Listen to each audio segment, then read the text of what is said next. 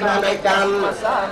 ដោយព្រះពិធីស្រង់ទៅទាំងអស់គឺបារមីមេត្តាប្រជានស្រីទាំងដំរីរីជាមង្គលជាបណ្ដាយ៉ាងនៅក្នុងបរិវេណនេះយើងនឹងបានឃើញស្ទូបមួយយ៉ាងខ្ពស់ដែលមានកម្ពស់ជាង60ម៉ែត្រនិងហែហោមទៅដោយព្រះចេតិយចំនួន 84,000 ចេតិយនិងមានព្រះពុទ្ធបដិមាជាច្រើនម៉ឺនអង្គទៀតនៅក្នុងបរិវេណនេះស្ទូបនេះនឹងបានសាងឡើងជាង 2000 ឆ្នាំមកហើយព្រះសាពេញូពុទ្ធវិសេសអត់ត្រៃលោកាមនុស្សអរិយទេវតាមានទេណាវាអត់មានអីត្រង់ណាមានមានសេចក្តីជ្រះថ្លាបកតោបនិស្សយបច្ច័យដែលនាំឲ្យយើងមានសេចក្តីជ្រះថ្លាទៀតណាចំពោះព្រះពោធិព្រឹក្សនេះគឺជាព្រះពោធិព្រឹក្សទី4ណាជាទីកន្លែងដែលព្រះសម្មាសម្ពុទ្ធព្រះអង្គទ្រង់ត្រាស់ដឹង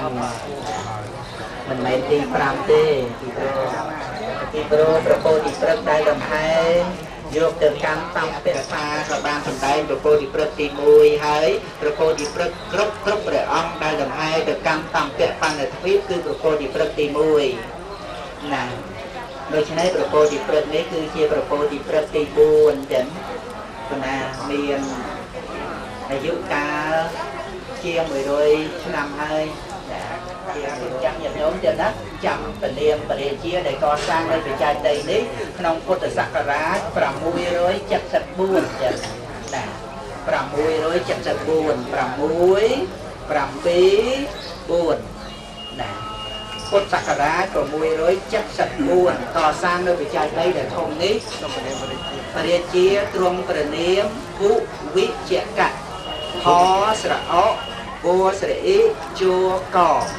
ណាគឺជាបរិជាគ្រប់គ្រងនគរមគ្គធៈទាំងកសាងនៅបច្ច័យដីនេះសូមអនុមោទនា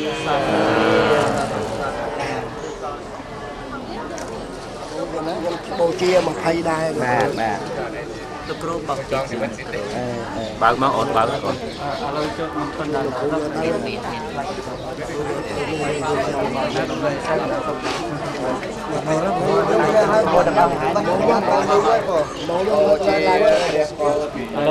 មកអង្គនៅខាងក្រោយចាំទៅខាងលើគេញោមទៅខ្ញុំជុំ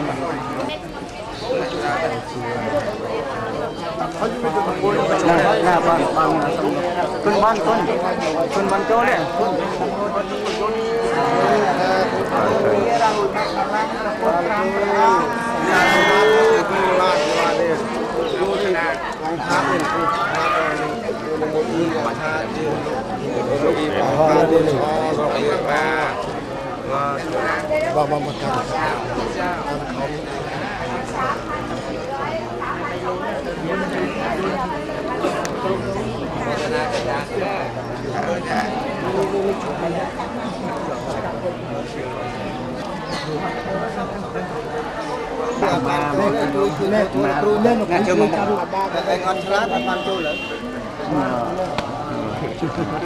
ตัวคนน้อยตัวห้องตัวใส่ชุดเย็ดเลยแต่แกใจมัดแต่ไหนเฮ้บังกะลีเฮลงมองคือใจสามคนลมรำลองพรน้ำปีจังในคงไอ้พรำเทียตรงใจในใจโลกเมียนแต่พระองค์มวยเกียรติเปิ้งในสามชาติเราใจองค์อาโลโมตเลโลโมตเล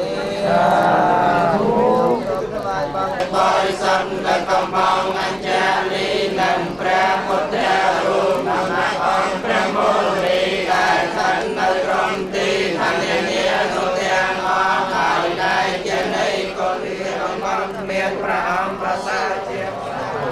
បានបីសេចក្តីចម្រើនបានបីជាប្រយោជន៍បានបីសេចក្តីសាន